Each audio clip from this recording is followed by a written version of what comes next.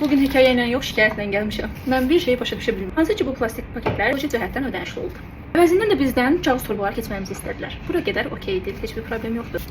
Bizdən kağız torbalardan istifadə etməyimizə gözləyir. Razıyam, eləyək. Amma kağız torbaları biz hardan alaq? Ən önəmlisi neçəyə alaq? İndi oradan deyə bilərsiniz ki, bir kağız torbaların qiymətini söz eləməyə qalmışdı. Onu da bəli eləmək məcburiyyətində hiss edirəm. Baxın belə götürək. Heç bir marketdə alternativ olaraq polietilin əvəzinə kağız torba verən bir market və yaxud da satan market görməmişəm. Eləcə də mollarda, böyük alış-veriş mərkəzlərində, böyük mağazaların hər birinin öz brendinə uyğun kağız torbaları mövcuddur və onları da bəlli bir qiymətə satırlar. O satış qiymətlərini də hər kəs bilir. Polietilin torbaların hər il get-gedə qiymətləri 3 qəpik, 5 qəpik və artıq 10 qəpik olan belə var. Sualım belədir birincisi. Ekoloji alternativ yaratmadan sadəcə plastik paketi bahalaşdırmaq nə dərəcədə effektiv olacaq? Və ya hər ikisi eyni məkanlarda satılmadığı müddətdə insanların seçmə hüququ qoymadığı bəlli bir müəssisələr var. Örneğin, mən bunu 1 manat almışam. Özümə kitab aldım, plus hədiyyəli bir üçün də aldım və mən 2 ayrı paketə qoymaq məcburiyyətində qaldığım bu paketin birinə 1 manat ödədim. Niyə?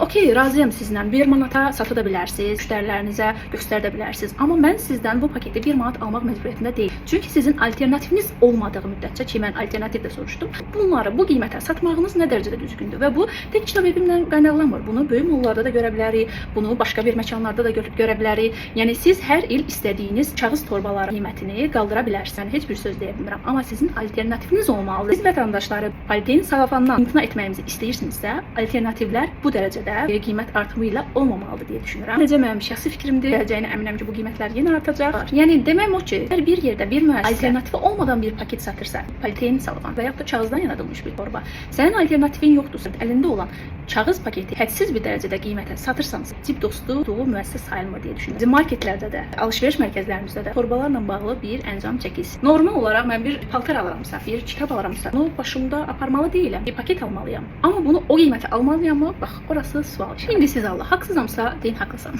Adama deyən də bir söz nədir? Sonra onu gətirsən, nədir? Zibil qabı yatırsan. Yəni o pul asan qazanılmır. Yoxsa mən də bilirəm 3-5 qəpiyin söhbətini eləməməyi. Cümləli hekayələrimi danışacaqdım. Sizdən müğayət olun.